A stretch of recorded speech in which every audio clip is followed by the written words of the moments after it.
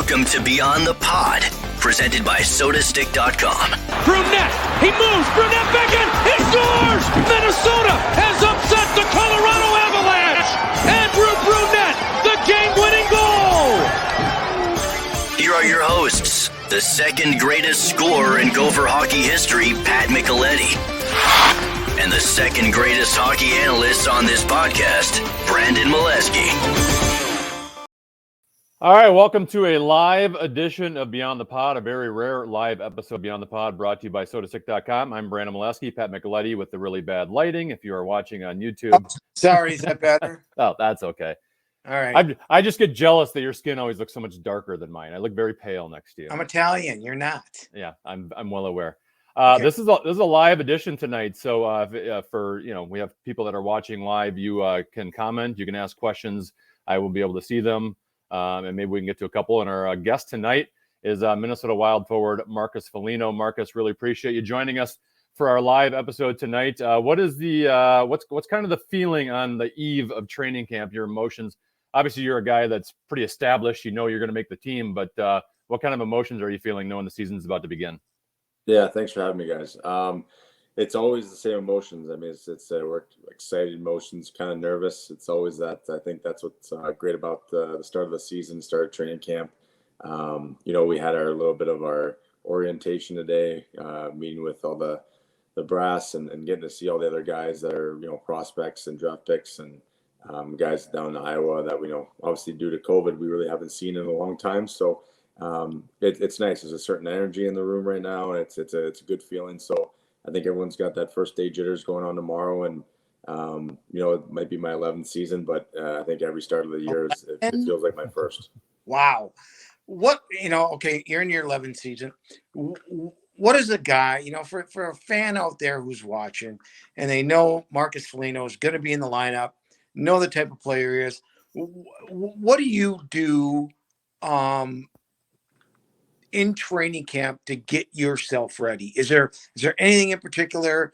I know it's a team and, you're trying to get the whole team ready, but from an individual standpoint, what do you want to accomplish in training camp? Yeah, from a team standpoint, I just try to lead by example by just letting the work ethic kind of show out there. I think that's the biggest thing too for myself. I just want to get feeling really good when it comes to conditioning, come to my legs, come to my skating, and just then you also think about positioning. I mean, we're not going crazy in practices yet because we're playing with our teammates. But yeah, I think for me, it's more of just doing the little things right. Trying to get back and then doing the right habits and doing the little small things that can make a big difference in games. So, whether it's just smart things in my D zone, understanding our structure and getting that all the systems down pat for myself. I think for me, it's always going to be there. And then there's also stuff that I do have a checklist in my head going in. I want to shoot more in practice. I want to get that stuff going because I like to have a little bit more of a shot mentality this year. And I've worked on it this summer a little bit more. And so those are things that I try to do. I want to really work on my shot in practice. So maybe Cam Talbot might be getting ready for that. And that's pretty much my itinerary for myself. Whether it's I always know that my work ethic's going to be there, but just to kind of lead on the ice and make sure I'm ready to go for preseason and obviously day one of the regular season. Well, the last two seasons, even though they were both COVID-shortened seasons, you had career highs in points, even in a much smaller sample size of games. So what's been the difference with you these last two games? You've obviously always been a good checking winger, a guy who can play defensively, a guy who can kill penalties and bring the physical aspect. What's happened a little bit the last 2 years where you've gotten a little bit of a scoring touch? Yeah, I've worked on a little bit of shooting, and I think actually I went back home after the first kind of before COVID hit. That year was a better year for me statistically wise, but I think the confidence I have with with Greenway and Eriksson Ek, I think that was something that really sparked myself and all of our games. Really, really found a line that just benefited off each other. We really had a lot of good chemistry out there, so I think that encouraged me and it was a lot of fun playing with those guys. So, but one thing I always wanted to focus on was just kind of shooting percentage. I mean, I know it's something that I've looked at where, you got to get a shot in the off the game or two shots or three shots. It's just something that's so important. And my games I played really well. I had high shooting percentage and or more shots on net. So just things I think about when I'm out there a little bit. You don't want to think about too often, but to be put in those positions to get a shot on net means you're doing the right things offensively. And this past year I've cashed in on a lot of those shooting opportunities. So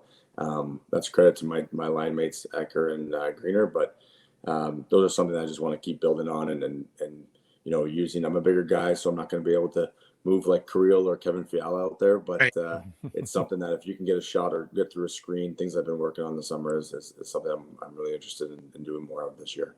Yeah, it just, from looking, and watching all the games and such, it just seems like you guys had that mentality, after Eck got going, but he had 8 or 9 the year before, and he ends up with 20, and, Greenway seemed to have a little bit more confidence. And it just seemed like you guys, as a line, weren't the checking line anymore. I mean, you checked, but you still had that ability, the offensive ability to contribute. And was that something that you guys talked about? Was that something that was encouraged, by the coaching staff that, hey, you guys can do more on the offensive side of the game? Yeah, I think it really came from, Dino, Dean Evanson, our coach, believing in us and kind of giving us the, to understand that we can play both sides of the puck. I think there was a little bit of more of don't get scored on when we first started. And it was more like, let's go after these guys. And you could see a lot of net jamming, net front presence and second opportunities where we scored a lot of rebound goals. And I think that the thing too is, I'm not going to say I have a ton of speed, but I think the speed off the rush, and it's for big guys like Ecker can fly and Greener can skate unbelievably, and he's so strong on the puck. So it kind of really, defense were pretty shocked when we were out there with just kind of we had some good entries into the zone, and that's something that you need to, do in order to create offense in this league is more possession with the puck. So I think you're right. I think we just had a lot of confidence from our coaching staff where we were able to make that extra pass where maybe, you have a coach that yells at you to get it in. It's just something that we got that confidence going, and we had so much fun in the ozone. I thought we had a lot of good cycling, and instead of just cycling, we eventually took it to the net. And you saw a lot of with Ecker's goals this year. I mean, there was a lot of good spots where he shot it, and we had kind of Greener and myself going to it, or we had a lot of good screens. So we always had that mentality of getting someone to the net, and the other two guys really work hard to puck protect, and it worked out really well for us last season. Your centerman is a pain in the ass. I got to ask you. I mean, are there times where you start to chuckle a little bit when? Oh yeah.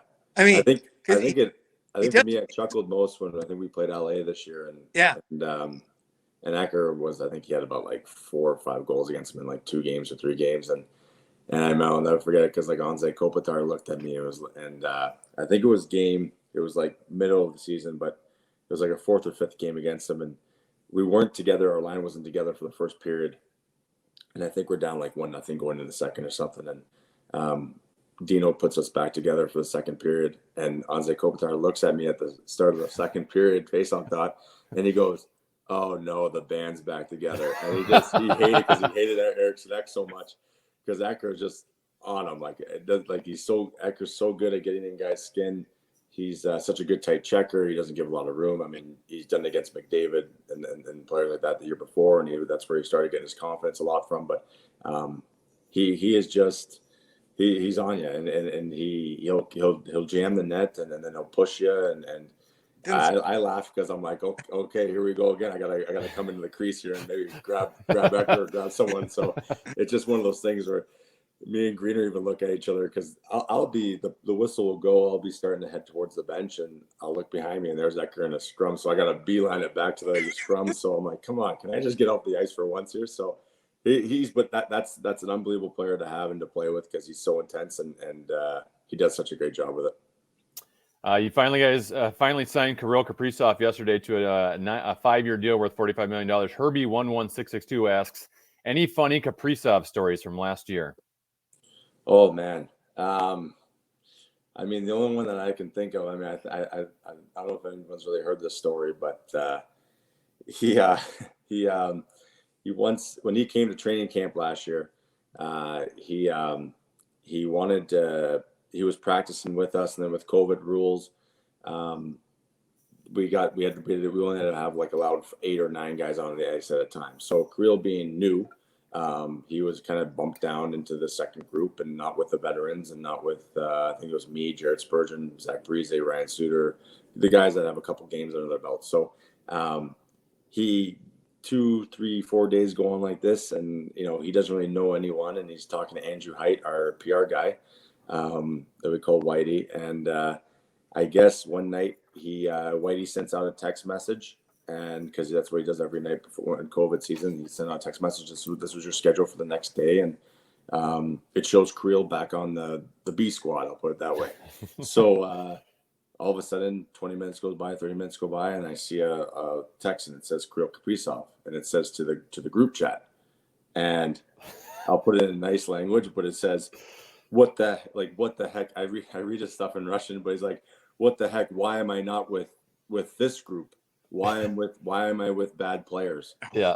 And I think he meant what he did mean. He meant to text Andrew Height alone.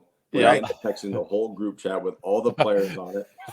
So that was his welcome to the team moment, I guess. And I think that was one thing. He'll always check his phone on who he's sending his text messages to. But it didn't come across cocky or mean or anything like that. Just that's who Creel is, right? He doesn't want to.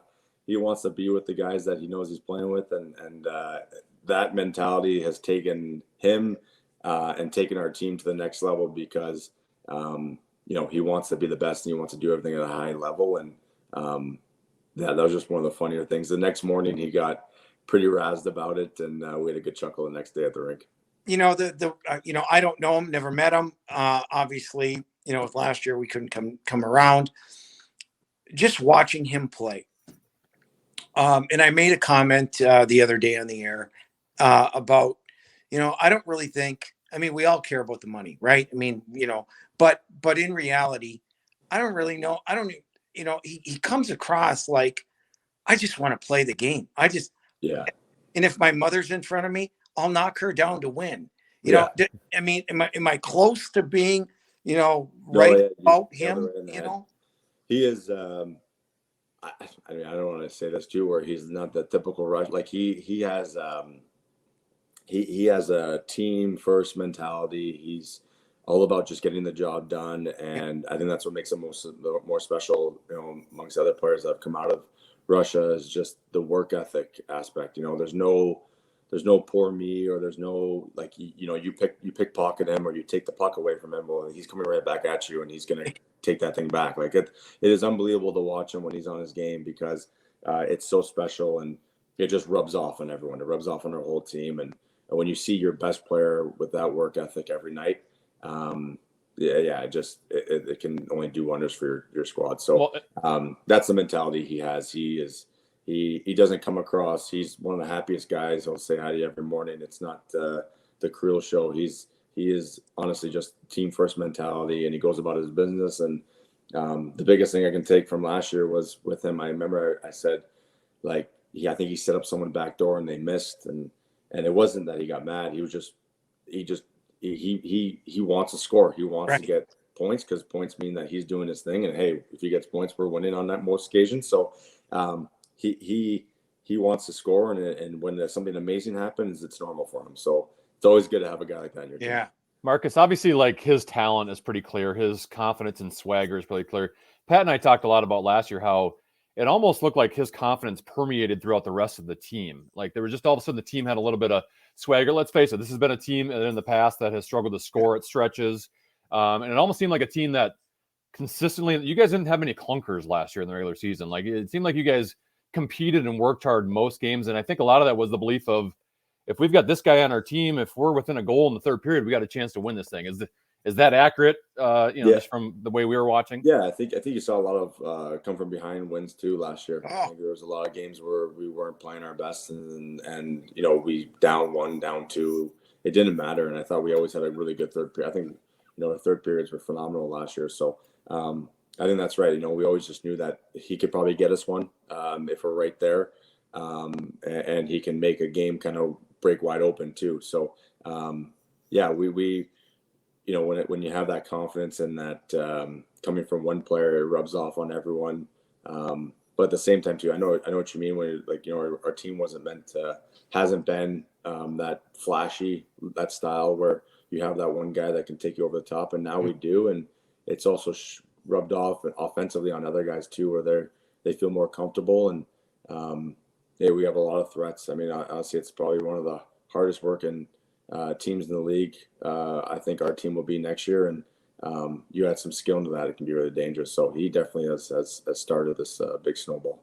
Well, that's one of the things that impressed me the most about you guys last year, and it started in game 1 last year, because the first 2 periods against LA in that game, you guys weren't very good, and then you come out in the third, and there was no quit, and it just and from that game on, it just seemed like, okay, these guys don't think they're going to lose, or they think they got a chance to win, and and well, I don't have to tell you, when you have that attitude, you got to, you give yourself a chance every night. Yeah, exactly. And I think that, that was a huge, I think that was a huge game for us to win game 1. I think that kind of just gave us confidence as a group, and the way we did too, with Kirill scoring an overtime winner. Yeah, it's just something that I think moving into this season is even more solidified as what our team's about, and it's exciting about that, because I just really feel like this year, coming into the season, it's the most ready I've been. I felt a part of a team right now where we're so close, and we understand the structure and the way we have to play, and every guy is on the same page. So that's what's exciting about it, and we definitely learned that last season. Are you mad at your brother for not joining that team? Are you guys talking? Are you guys okay? Yeah, we're doing all right. Take him out this summer, and we'll find out when we play each other this year. But no, you know what? It was tough to see him go to Boston. It was close. He felt really bad, is what he was always telling me. But I get it. He had to make a tough decision, and he signed. His saying is he signed a 2 years so he can come join me in my 3rd year. So we'll see what happens down the line. But yeah, excited for him. But it'll be one day we'll get there. We'll play with each other for sure. Are you excited to be back in a normal regular season? You'll be playing everybody. You won't be just with the teams that you had last year. How big a difference is that going to be? Getting ready for that. Yeah, it's nice already. I mean, just training camp feels pretty normal right now. Having I know guys are vaccinated, and we got a little bit no masks right now, and just walking in, you're able to get your treatment. You're not getting kicked out in a certain time limit. It's nice. It feels normal, and like you said, playing against everyone this year is going to feel great, and get back to that regular season, the 82-game season. So. It's I guess guys are already looking forward to the preseason starting and traveling and playing St. Louis and Colorado off the hop and getting familiar with all that. But it'll be nice to go play the East and get out there, and just like you said, it's just there's a lot of great hockey to be played, and when you're playing against that 6-team structure or 8-team structure, whatever it was last year, it got tough, and this will definitely be a little bit more of a better for the mental grind of the season. Final question for you, Marcus. Before we got on the air, you said, I asked you where you lived. You said Edina, and you said you had a history of playing against Edina from when you were a youth. What's the story against playing the Edina Hornets? Yeah, so I played up in Hershey, Pennsylvania. My dad was the coach for the Hershey Bears, so we lived in Hershey for 5 years, and the Hershey Junior Bears was a big, pretty good Pee Wee team when I played, and we played the Silver Stick tournament, and we had a great tournament, and then all of a sudden we kind of noticed this Edina team was making a push for it, and we ended up meeting them in the finals, and just something about that team. I mean, we got our butts handed to us in the championship game 4-0, and it could have been worse. And I'll never forget, I was devastated. I think I was crying after the game because we were that close to it, and it would have been awesome for our team. But I realized how good Edina Hornets were, and I always just said, I'm like, I can't stand these. And now you're team. I can't stand that logo. I'll never play for that team. And here I am living in Edina now, and I've also gone. I think when we came to look at houses, and a lot of Edina houses have these sport courts in them. And I walked into like the first house that we saw. We were getting shown it, and there's a sport court, and on the sport court is this massive Edina Hornet logo. And I said, I'm not buying this house. We're out of here. And so, but I'm living in the area code, so there's so I'm a Edina Hornet fan, I guess, right now. Who knows? Maybe my girls will go to Edina school or whatever. But it's just crazy how it comes full circle. Yeah. If you can't beat them, join them. Yeah, exactly. And just so you know, everyone outside of Edina in the state of Minnesota hates Edina hockey. So now that's what I've heard. I now have to hate you. I just want to let you know that. I liked you before now. Oh, Marcus, thank you so much for your time. Really appreciate it, and look forward to seeing you on the ice tomorrow. Thanks, guys. Appreciate it. All right, Marcus Foligno, forward for the Minnesota Wild. Before Pat and I chat about a lot going on with the Minnesota Wild, I want to let you know about our sponsor. That would be SodaStick.com. Make sure you go to SodaStick.com, get your original Minnesota sports-inspired goods. If you have not seen the stuff yet, you got to check it out. One of my favorite designs is the North State hat. All of their apparel is screen printed here in Minnesota on super soft, super comfy shirts, so you will love it. And we're going to hook you up with 15% off your next order. So use the code KFAN for 15% off. That's sodastick.com, SOTASTICK.com. Original Minnesota sports inspired goods. Use the code KFAN for 15% off your next order. Pat, we'll chat a little bit, and we'll definitely dig into the comments section as well. That's the beauty of doing a live podcast for those watching right now on all the KFAN social media channels. But I want to get your opinion of we've been talking about it all off season, all summer, Kirill Kaprizov. I think you and I were never really worried that it was going to get done. No. I always assumed a contract would get done. My biggest fear was that the contract would be too short. Fortunately, I don't have that fear anymore. I'm very pleased with 5 years, $45 million. Well, I think that's where we thought it was going to end up. And you know, the good thing is, you know, we knew it was never going to be about the money. It was always about the term. It was always about getting to free agency as quickly as you can. And you can't blame the agent, you know, at all for that. We've discussed it. You know, the good thing is he signed. Now, you know, listen, we don't know what's going to happen in the next 5 years. And whether he's going to want to re-sign with this team, who knows? They'll worry about that down the road. But, I think what it does is it really makes the organization think about moves that they're going to make. If they really, you know, in these next 2 to 3 years can build a team that, you know, has a chance to win a cup. And, you know, they're going to be tight against the cap. You know, it'll be fun to see how creative Bill Guerin can be. Obviously, the comments now that he signed the big deal, and now you're the guy, and you've got the target on the back, is people are wondering, can he handle the pressure, Pat? And I look at a guy who he's been playing professional hockey. I know he's only played 55 games in the NHL, but he was playing professional hockey, a pretty high level of professional hockey in the KHL, and flourishing and succeeding. He scored a game-winning goal in the Olympics. I know it wasn't the best players in the world, but it's still on a high stage and a big stage. And obviously in Russia, that's a lot of pressure there. And I didn't see anything last year in those 55 games. I guess maybe people can look to the playoff performance. But I didn't see anything that said, man, this is a guy that's afraid of the pressure. And in fact, I think he's a guy who embraces it and wants the puck in the biggest moments. Yeah. And let's work backwards, right? Let's start at the playoffs. You know, I don't care who you are. You need to go through a playoff series because it is completely different than the regular season. We know that. But a young player doesn't until you go through it and understand it's harder. You get checked. You got guys in your face all the time. And you got to learn how to play through it. So we'll go there. Now, the part about the pressure, can he handle it? Of course, he's the highest paid player in the team. He's a superstar. But when I look at him, when I watch him, Brandon, and this is just my own opinion, is that I don't think it bothers him.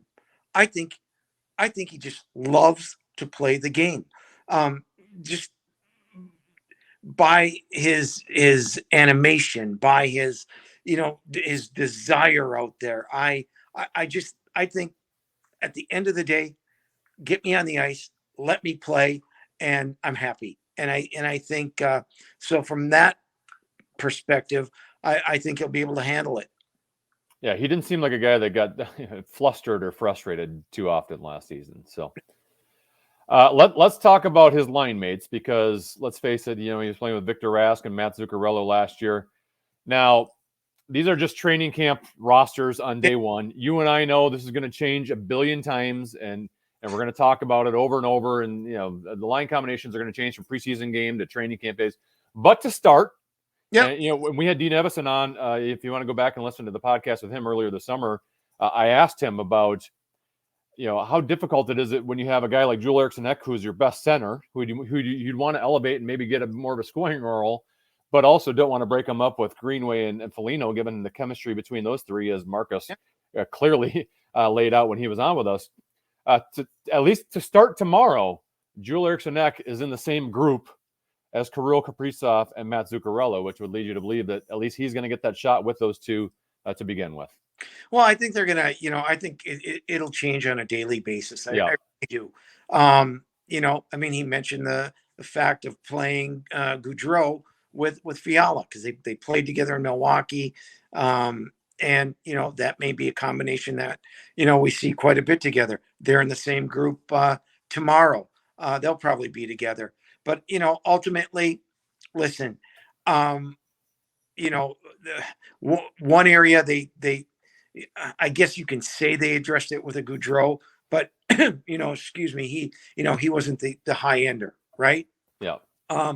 But the way that Dean operates, he looks for fits. He looks for guys that can work well together, and look no further than we can. Again, I don't want to go through the year being a Rask apologist, because I think at the end of the day, Rask is going to end up with Zuccarello and Kaprizov, at least for part of the time. I don't know how long. I guess it will all depend on how the team is going and how they play. But you know what? It would be interesting to ask Kaprizov what he wants. Who did he enjoy playing with Victor Rask and Matt Zuccarello? It's it as long as they win, it really doesn't matter, and we'll just have to see how it plays out. Well, let's face it, Pat, there was a lot of complaining and whining about who he was playing with last year. But the point I made last year is there's not really a lot of great options, right? I mean, Joel Eriksson Ek's your best center, but he looked so good with that line. Why would you break that line up? And Victor Rask, I thought, was okay in the spot he was. And at least he seemed to have a little bit of chemistry with Kirill Kaprizov, which brings me to the next spot. I don't know how much you saw of the prospect scrimmages. I saw one of their practices. I saw the first Friday night scrimmage. I saw moments of the Sunday scrimmage, but I was working the Vikings game, and obviously I saw the replay of the Rossi tying goal highlight. But Anthony Oberstar, wrong one there, says, do both Boldy and Rossi make the roster? I hum and ha with this one. I think that Minnesota is in a position to send them down and give them more time. They have enough players without those two making the roster. They have Duhaime, Dewar, that I think they could, that they might take a look at. They played a lot of minutes in Iowa last year. I listen, if they blow them away in camp, I think both will stick. If they feel that they need a little bit more time, they'll send them down. Do I believe by mid-season, worst case scenario, I think both will be in the lineup. Let's talk about Boldy first. I remember seeing him.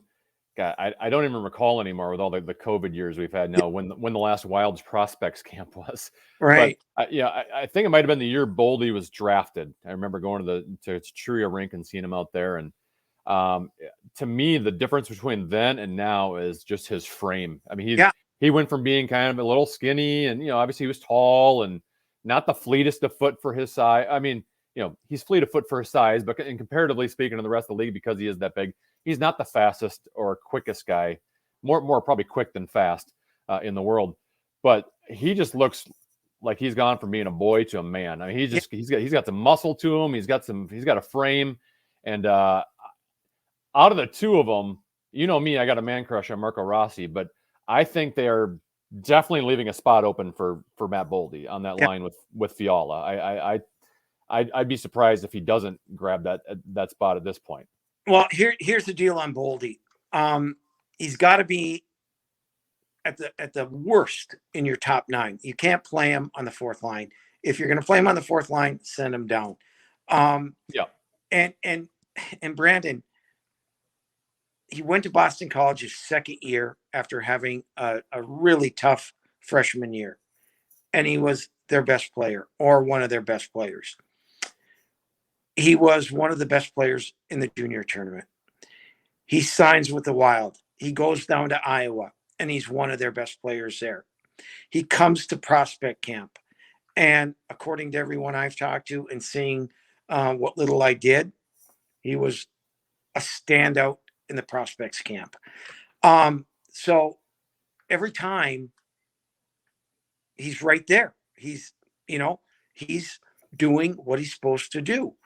And so they're probably, I'm sure they're probably thinking, this kid, all he does is impress. And, I think you're right. I think if he shows again in training camp with the big guys, what he's capable of, he has a good chance to make it.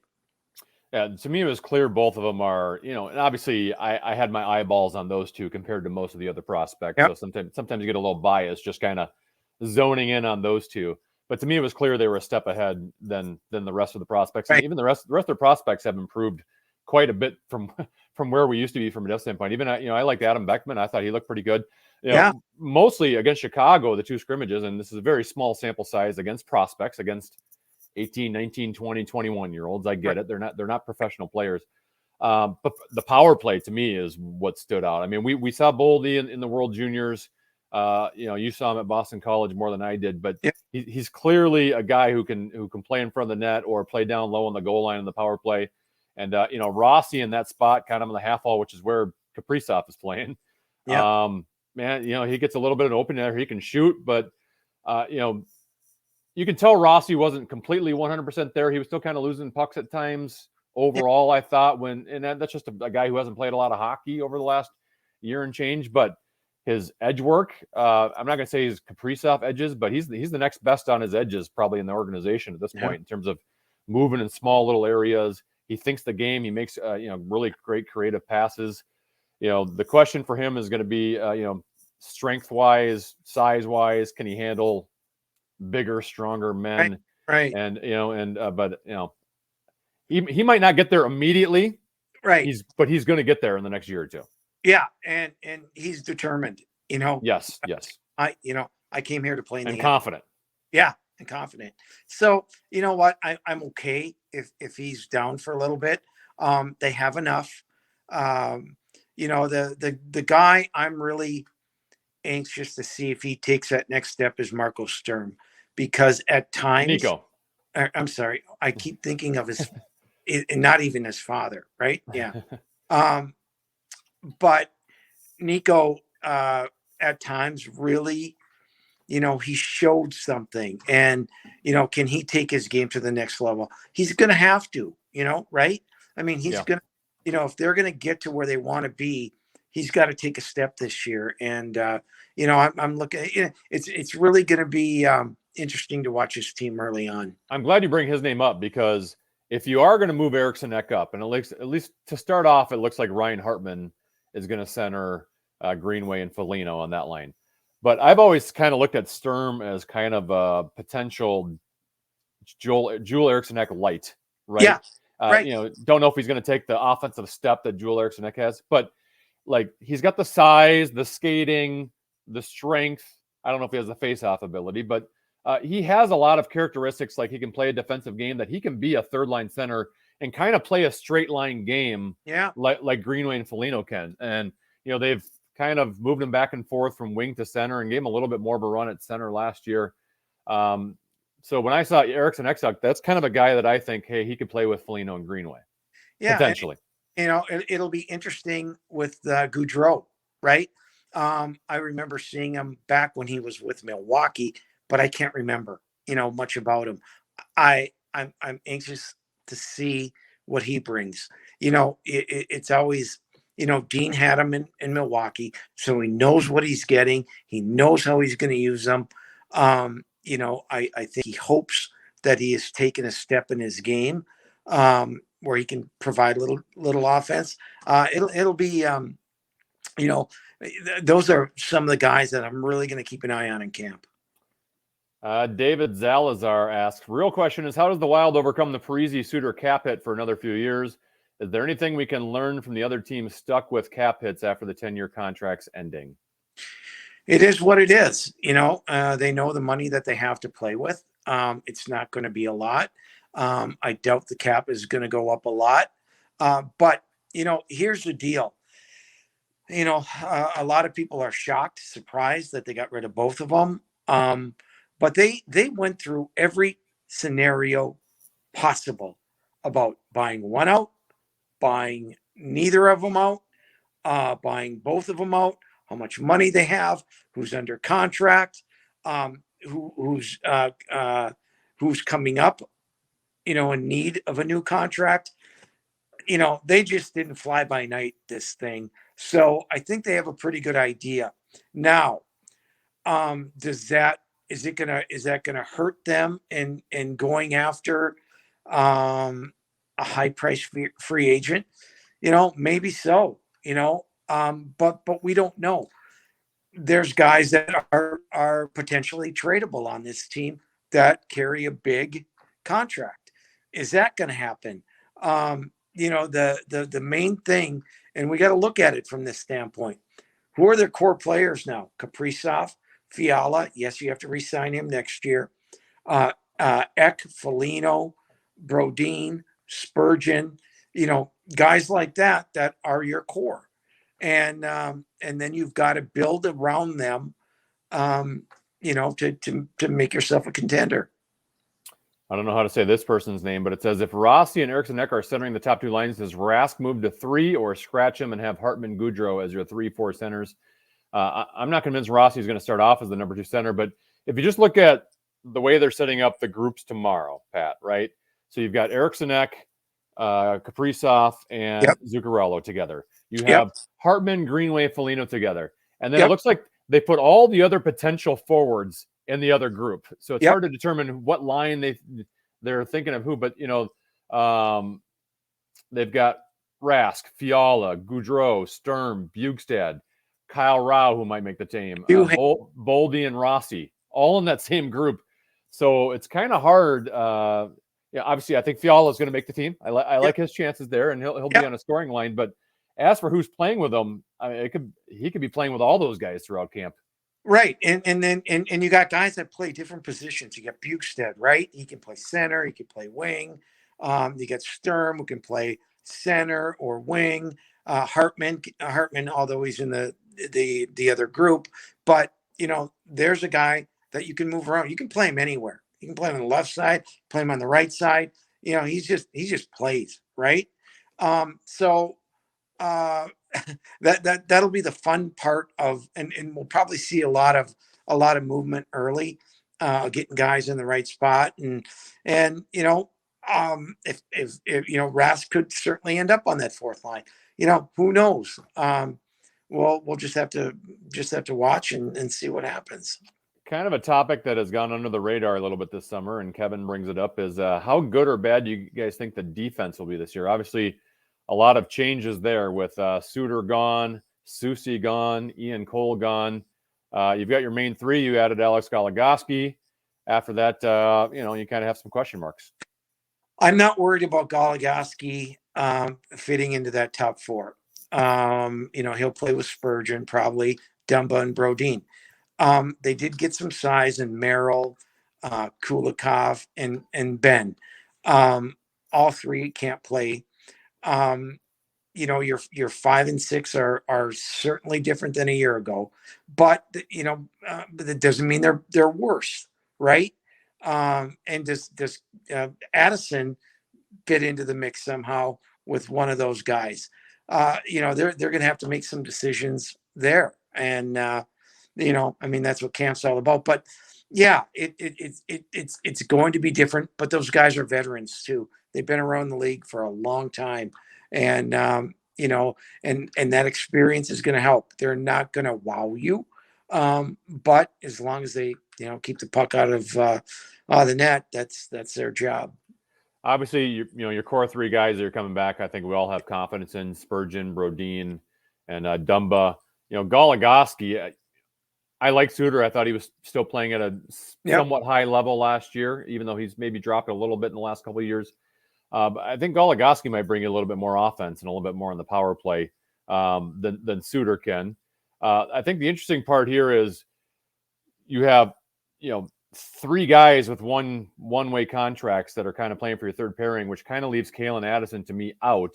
Yeah, I think, but I actually like it better this way with Addison. In last year, Addison would kind of move into the third line and wouldn't really do power play and wasn't out there in offensive situations.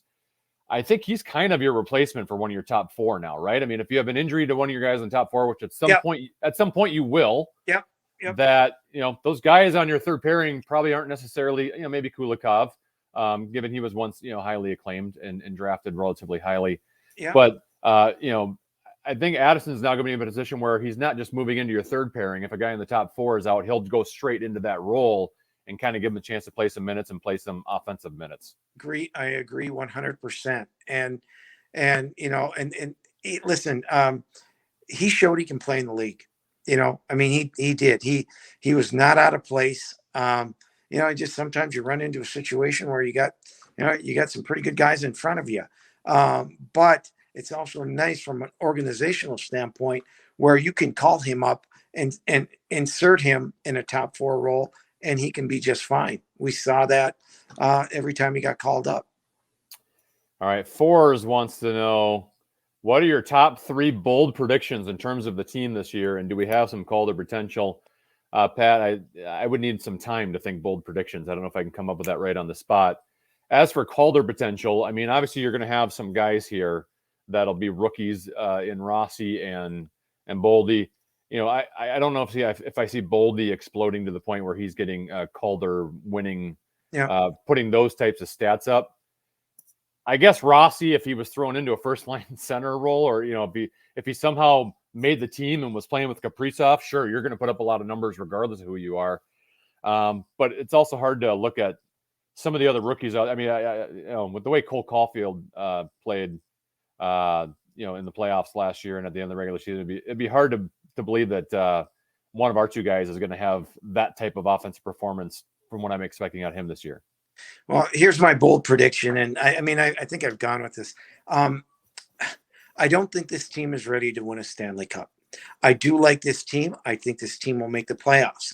I think they will take a step back in terms of their overall performance.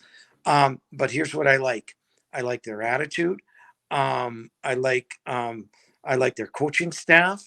I like the belief in one another that they have, that they feel they can win. They have guys that can win games for you in Fiala and Kaprizov. When you bring in new guys and younger guys, it's going to take them time. And I'm talking about Boldy, I'm talking about Rossi. But ultimately, do I think this team will be better than what they put on the ice a year ago? Yes, but it's going to take some time. It should be another really good year.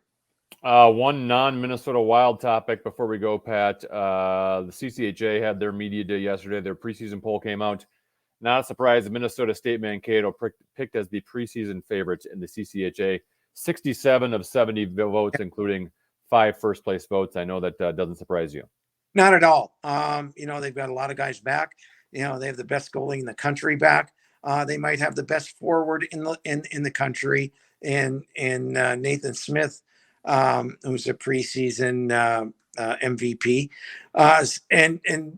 When you have experience and what they've done and getting a taste of where they got to last year, they're going to be awfully good. And in fact, Brandon, I think this year in college hockey is going to be one of the most competitive that we've seen in the last 10, 15 years, with the number of guys coming back due to COVID and getting that extra year of eligibility, the transfer portal. Look at the teams in the state, and I'm going to leave St. Thomas out of it because It's their first year. But every team in the state, again, has a very, very good chance of making the NCAA tournament. Well, and as you mentioned, a lot of these teams have fifth-year seniors that are able to have eligibility again because of the COVID situation.